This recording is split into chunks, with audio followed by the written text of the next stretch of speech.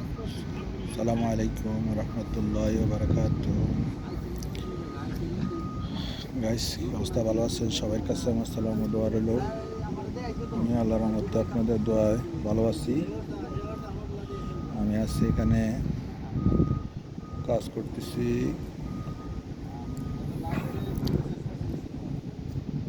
এখানে সাগর আছে, সাগরের পাড়ে মিনার, এখানে মিনার ধরে মিনার।